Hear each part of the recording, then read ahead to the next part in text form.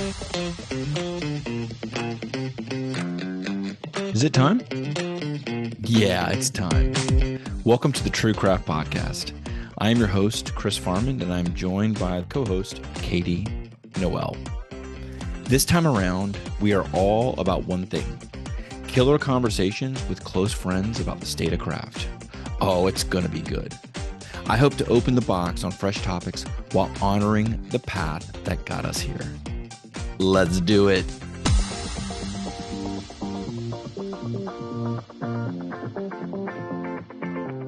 Welcome to the next episode of the True Craft Podcast. I'm your host, Chris, and I'm joined today by, of course, the one and only Katy Noel and our very special guest, Mark Bjornstad, the co-founder of Drekker Brewing out of Fargo, North Dakota. One of those Norths. Fargo, North Dakota. Hi there. Well, thanks for having me. Welcome, man. I appreciate it. And for all the listeners, you know, this season, we're not getting into how it was built. We're getting into the person who built it. So if you want to learn how Drekker was built and the story behind that, which is same, head to season 3, episode 8 from the original release of the podcast, and you'll get more than you want to know about that. So, Mark, the first question I ask everyone who comes on the show is, how was the summer in Fargo? Fill in the blank of the city. How was your summer in Fargo? It was great. This was our first summer opening our new expansion project. Yep. It was wild. It was fun. It kept us busy. We had a blast. We're gonna get really into the weeds of that expansion project. But I saw, did you host a grand opening, or was there a festival or beer release? I saw some of our clients were there, but it was a great social media showing. What did y'all do over the summer what was that festival you threw? That was this spring when we opened. We did probably the most insane opening schedule of a building that we could have ever thought of. We didn't exactly plan it that way, but that's where it lined up. We had the opening weekend, we had our first wedding, and then we had our beer festival 3 weekends in a row there, and it almost killed us. It was a ton of fun though. But I mean, really the coolest thing about it was that we tested the public in the building, we tested our event center, and then we tested our own ability to throw our own internal event. And man, it ripped the Band-Aid off, and it was baptism by fire, but it worked. And it was so much fun to sit back and watch it actually happen. Yeah. So that was kudos to our team that did that, but we loved every minute of it. Awesome. Sounds like a great time. It looked like a great time on social media. I kept hoping that someone would post more photos, hitting different accounts and looking. So that's awesome. We were speaking before we started recording. We were talking, and you used a phrase. Was it COVID bingo? Yeah, pandemic bingo is what we call it. Pandemic bingo. I like that better. So pandemic bingo. What exactly did you mean by that? It's you're looking. B9 is going to be. Before it's now it's the supply chain is totally disrupted. We can't find truckers, and the next one it's pull a card, and it's a whole new thing of stuff that we could never have imagined. And we kept thinking that if we fill enough boxes, we're going to get to call bingo and somebody's going to win on this game. But it never ends. We're going for blackout. But yeah, there seems to be every quarter a new inflationary issue or rate stuff, or the labor market's messed, or on-prem is struggling. Now on-prem's hot. It's different every month, every quarter, and that seems to be where the focus needs to be on being adaptable and rolling with those changes. Right. Yeah. You call it pandemic bingo. I call it pandemic whack-a-mole. Yeah. We're still dealing with remnants of the pandemic, even though some of it has come back completely. I think we're still dealing with remnants of it and seeing some super delayed effects of some of the consequences of that whole weird situation. the industry as a whole is going through this weird time. I'm going to release a video pretty soon talking about my views on the mature market, and everyone can listen to that through our email list. But yeah, I think this is a point where, and the topic today is about alternative revenue streams. Alternative revenue streams. I have really hunkered into the whole idea that breweries aren't beverage companies. Excuse me, that breweries need to turn into beverage companies. And that's really my definition of alternative revenue streams. But Drekker's doing something way different for alternative revenue streams, aren't you? Yeah, I mean, along that line, we talk about ourselves as not a beer company, but as an experience company. And however, whatever that experience is that we're going for, for us, we want to create this immersive, weird, something that shocks somebody so much that they become awakened in this experience and are immersed in it. So we do that with boundary pushing beers. We do that with fun artwork.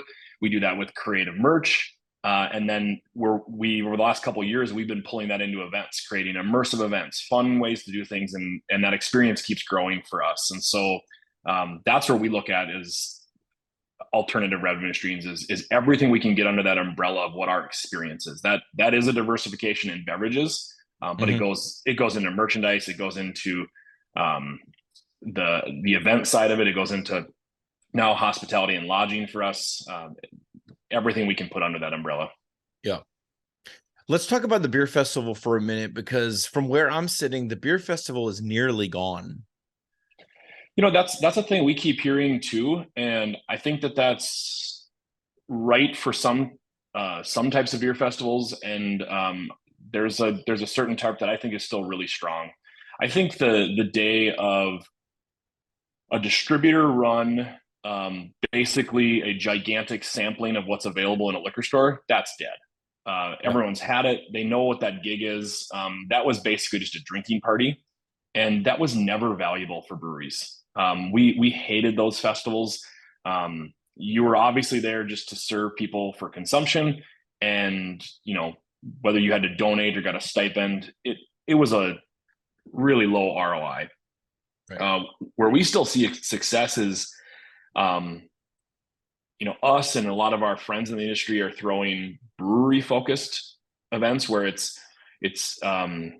the target is to get really unique breweries from all over the country doing, creative niche beers and providing an experience to the customers that's unlike anything they can get in the market. And it's exposure to brands that they see on Instagram or they've had when they travel, but now they're all in this one place. And then that beer festival itself puts on a little bit of a deeper experience in it. There's activations and some theme stuff to it. Those I think are still doing really well. They're smaller, they're more focused, but I think that's where it needs to be. Yeah, I agree with you. I think the Brews and the Zoos, which were wholesaler focused, and every other wholesaler focused festival is a thing of the past. What about guild run festivals? Do you think because that's a major revenue stream for the state guilds? I haven't checked in with our guild partners, but I'm wondering if those are still a major part of their revenue for the year, or if they're kind of trailing off. Do you have any thoughts on that? I don't have any direct knowledge on that, but from the ones I see, these are guild festivals that have, they've been really well marketed. They've been really well taken care of as far as the experience they put on. And it seems like customers still see some value in that. In the markets where it works. There are some markets where, whether it's the beer industry isn't as large or overly supported by the community. I think of areas like I think Minnesota still has a really strong guild festival circuit. Minnesota consumers really support Minnesota breweries, and therefore they've got great guild festivals. But I know there's other ones that they're really struggling when it just turned into the beers that everyone could always get. It's making sure that breweries bring special beers, that there's a theme to it. People are, best booth stuff, and they're encouraging customers to dress up or become a part of the event somehow. And I think they're doing well. It's just, it goes back to everything in the beer industry right now, is that you can't just be local and be successful. You can't just open up a tap room. It's not 2012. You can't just open up a tap room and be successful. You have to be top-notch quality, delivering exceptional products in a great experience, and it has to be well run and tight and perfect. And when it's done right, customers will support the hell out of it. And when it's not done right, you're going to sink. Yep. This just isn't the climate where everyone can survive doing anything. Right. Totally, man. I totally agree. I want to give kudos to Nathan from Green Bench. He recently hosted I don't know what level of professional cycling tournament or cycling competition at the brewery. Cool. And had streets shut down and had beers brewed for it. And it was, like you said, it was everything you described, right? It was the service. It was the amazing experience. It was the event, and it all came together. Planning something like that could not have been easy. But I think that's what it takes these days to stand out and to have those ticket sales and to have those beer sales and stuff. Describe to us what Drekker has built in the last year. Well, it's taken you longer than a year, but describe to us what you opened in the spring. Yeah. So our brewery is kind of out in an industrial park just outside of our downtown area. And we built onto rather large. I think our brewery is about 15,000 square feet. That's 50-50 tap room production space. It's in an 1880 locomotive repair building. So really cool building. And we built onto that kind of our vision of what was going to be a food and entertainment wonderland, really something that created our own whole neighborhood under a bubble. And that ended up becoming a 100,000 square foot food market, event center, and hotel. So that's built right onto the brewery, and it kind of brings together this whole experience of local shopping, food and restaurant, different beverages, the event center, which is both our own internal events that we're always throwing, and then corporate and weddings and all the things you can imagine, and then our own immersive themed hotel that's designed around, every room is designed around a specific beer label that we've done. There's giant murals in each room. Wow. Just a really unique experience on the lodging side too. So that opened in March. Let me interrupt you for 1 second, because we have so much more to talk about this. We have more to unpack, no pun intended. This breweries that opened up in industrial parks have mailed it in, dude. They have completely given up. They're doing with what they can, and you took that and capitalized the shit out of it. I think we're lucky partly because I joke that Fargo is one giant suburb. We have a really cool downtown, but on the footprint of what a downtown is, it's pretty small. That Fargo does not have a lot of urban density. It's really only in that downtown area. So our industrial park kind of just looked like an undeveloped, suburban area. It's just industrial stuff out there. But yeah, we took the approach that we wanted to completely change that entire neighborhood. So we had the brewery there. We built this Brewhalla expansion that's retail and events and lodging, and then we're also we've been buying up kind of blighted buildings in that neighborhood, and we're I think over the next 2 years we're going to have about 180 apartment units that we're putting up in the neighborhood. So we're really just trying to change this neighborhood into what we want and build our own traffic in neighborhood. Yeah, man, you're bringing it to you. You're not waiting for somebody else to do it. You're bringing it to you. Okay. Describe the food hall. How many stalls are there? What type of food is it? What's the week traffic look like versus the weekend traffic? Sure. So, to go back and just talk a little bit about that balance, that was the biggest thing that we realized when we were traveling and looking at food halls. It goes all the way to the extreme of downtown Chicago or New York City. You can have a 20 stall all food hall, and that will not fly in most areas, because on a Tuesday for lunch, they're going to be cannibalizing themselves. So we had to strike this balance between just enough food that they would do well during the week, but that they could still serve the weekend traffic, and then a balance in retail that was going to provide. They provide each other with their off-peak customer flow. So the food side does really good at lunch, happy hour, and dinner, and the retail side does really good at pre-lunch, in between the meals, and then after shopping. And by having that all in the same building, it produces a constant customer traffic. So when the restaurants are busy, people are waiting for their food, they're walking around, they do some shopping. And so the retail places actually do better during meal times when they would have seen a slump if they were in a brick and mortar. And then the converse is that during those afternoon or late morning shopping times, the restaurants actually get some side pickup for snacks, NA drinks, all the different stuff. They're getting a lot of patronage during their off-peak hours too. So there's this balance we needed to strike. So we have about 14 different businesses that are in the market. And that is across 3, soon to be 4, 4 full restaurants that are in there. And then also in that food side, we have a coffee shop, a pastry shop, and a gelato shop. So extending a little bit on that sweets and treats side. And then the rest of everything is a mix of retail. That when we were looking at the retail side, we tried to make sure we were building up a group that had the same customers but had different products. And so everyone was only trying to bring one customer in that would patronize all of them. And so there's no cannibalism going on between them. But when you have 3 businesses working to bring one customer in, the chances of getting that customer are so much better. So they really see strength in the unified marketing, and then just if one person's doing a little special event and they bring in a customer, the other businesses see the overflow of that, and it just works so well. This is really well thought out, man. This is really awesome. I would love to say that we're the smartest people in the world, but honestly, Chris, it was it just took an objective approach when we were traveling. We had the idea that we wanted to do this. When we started going to these food markets, it became obvious that there was common denominators across there. That we saw that there was these 10 businesses were almost in, or 10 types of businesses were in almost every market.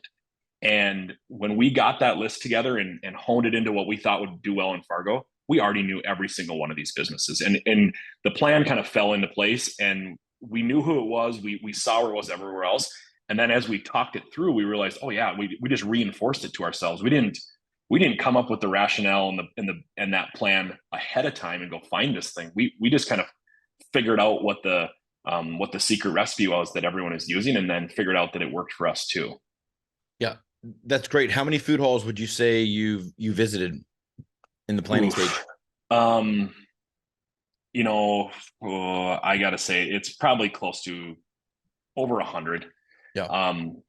Well over 100. And then the really unique thing too is that food halls are very well mapped on social and Google Maps. And so even ones that we couldn't travel to, we're going back to them to like review stuff. Just pulling up Google Maps and going through customer photos, we could find everything and analyze everything that was going on there. So, the world is a very small place now. Yeah. There's just something about food halls that it attracts me. It attracts everyone. I just like being in them. I like, I don't know if it's the intimate cooking experience where you're watching the restaurants cook, or the diversity of the people, the community tables. I love it. Every time we're in a city with one, and my hometown we don't have one here in Jacksonville. We don't, not that I can think of.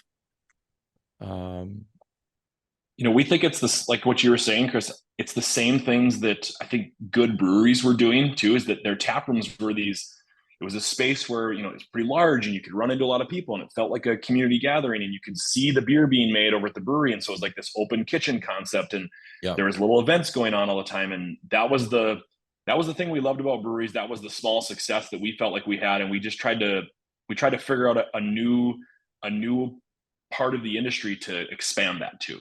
Yeah. Guys, it's like an adult cafeteria. Yeah. That's what I like about it. It's fun. Yep. It really is. It's a stationary food truck rally, adult cafeteria, like whatever you want to call it. But yeah, that's awesome. let's talk about the hotel. And other people have tried this, and I think what's unique about you guys is the ones that have tried this have, I think they failed, or they've fallen short because of all the media that they've gone after. We have a beer hotel, come here. I knew about the hotel because we had talked about it, but I don't see you guys gloating about the hotel. Or do you gloat about it? No, I mean, we're not, we're certainly not out there trying to claim that we're some niche thing because it's the brewery, or I mean, like shower beers was a big thing that got marketed for a while. We're not pushing those things. We're leaning in on the strength of the whole experience that we're providing, and letting customers figure out that this is what they want. We're just telling the story of what we're doing, and letting it go from there. Okay. So event space, food hall, hotel, brewery, there's got to be synergies there. That's basically what we built the business model on, is that,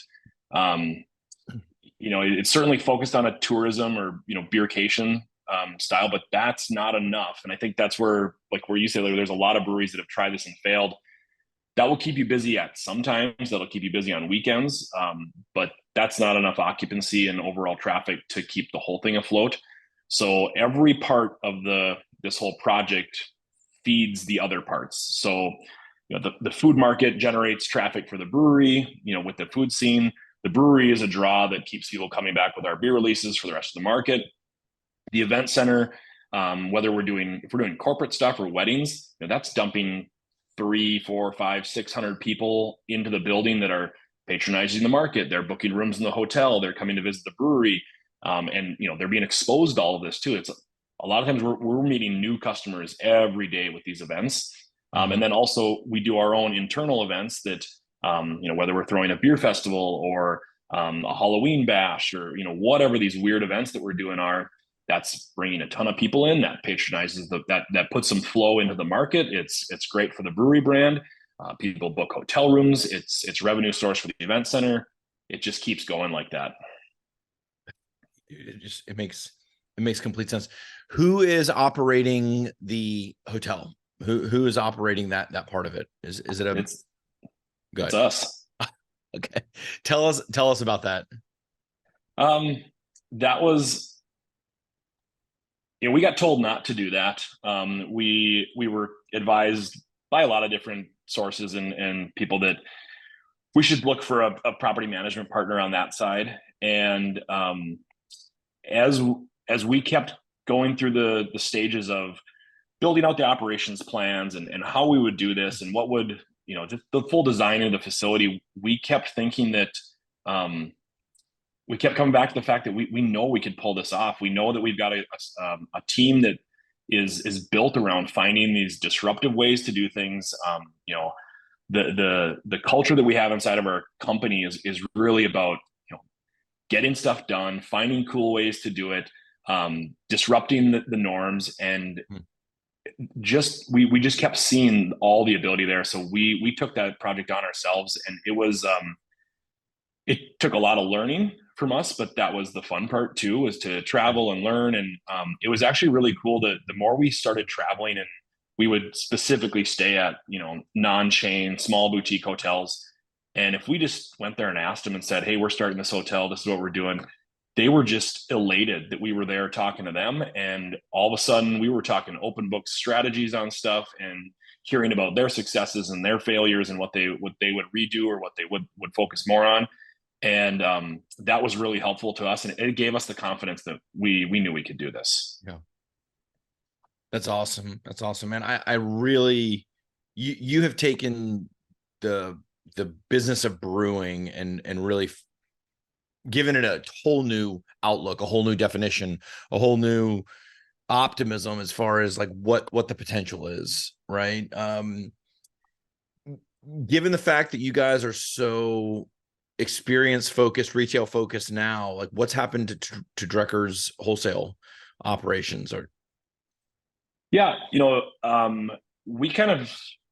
we started with a wholesale plan pre-pandemic of doing these hype styles of beers, and we're not in a populous area. the upper Midwest is even not really into the whole hype game. People are chill up here. They don't want to line up for stuff. That's not the climate up here. They're not trend chasers. They're certainly into joining a trend if it's awesome and fun and it's a good product, but they're not going to go nuts for it. I think everyone up here is a little more calm than that. So we saw originally our distribution model started with, well, we're going to go and high spot all these hot areas where, these beers are demanded, but people can't get them. They're not being sold in liquor stores because they're selling out at a brewery. We'll go sell it in the liquor store. We'll build a distribution model that is set on that. And during the pandemic, that put us in a great position because we were already lined up with that. We just opened up the faucet on a lot of these areas and it went great. We were teed up for it.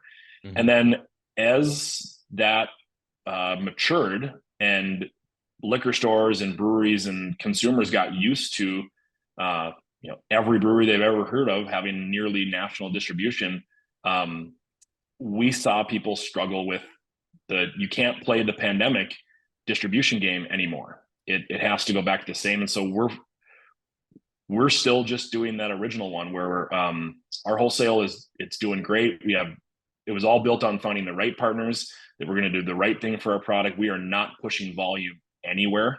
Sure. We want shelves to turn. We want to dial in markets so that it's specific. The amount of beer we send to a market is specifically designed to sell out in a very short time and then come back in with another drop. And we just keep doing that. So it's going really well everywhere. Good. That's awesome, man. Where can people learn more about Drekker? And more importantly, are you an open book if someone has a question on creative ways to generate more revenue in 2024 and beyond? Yeah. I think it's a different world. Every once in a while we get a question from somebody. It's like, hey, we've never gotten into fruited sours. So can you help us do that? Well, I can't take you through this whole thing, and I know other breweries get that too. Like, I'm willing to help you if you're doing this and you want to talk about your problems and you give us specific stuff, but we're not going to hand you the playbook so you can just go and do it. But if you're on the path and you're hitting roadblocks, let's talk about it. Cause sure. I bet we hit the same things and people were really helpful with us. But yeah, if somebody's trying to go down this road or they're seeing some of the issues, I can guarantee you that we probably hit the same ones or we're in the same problem ourselves. And we're always willing to talk about that. Awesome, man. Awesome. And then where can we learn more about Drekker? Our social feeds and our websites are probably the best place to see what's going on with us. Honestly, the best way is come visit us, come hang out with us. We're always down to grab a beer with people in the industry. And if you want to see what we're doing, come experience it, and we'll show you everything behind the scenes. Nice. Hey man, I appreciate the time again today. You're always a wealth of information, and this new expansion you guys have going on really is incredible. I'm excited to come visit. I'm committing to come visit in 2024. That's cool. Well, thanks a lot, man. Appreciate it. I'll talk to you soon. Thanks. Thank you for listening to this episode of the True Craft Podcast. If you like what you heard, please subscribe to the show on your favorite podcast player. And if you are just dying to know what Chris and I look like, you can head over to YouTube for a video recording of the show. Links to cool information about our guests and other fun facts can be found in the show notes. This podcast is sponsored by Small Batch Standard, the premier financial agency built to serve the craft brewing industry. We help craft breweries grow profits through outsourced accounting, tax compliance, and growth consulting. Visit sbstandard.com today to learn more and request a discovery call.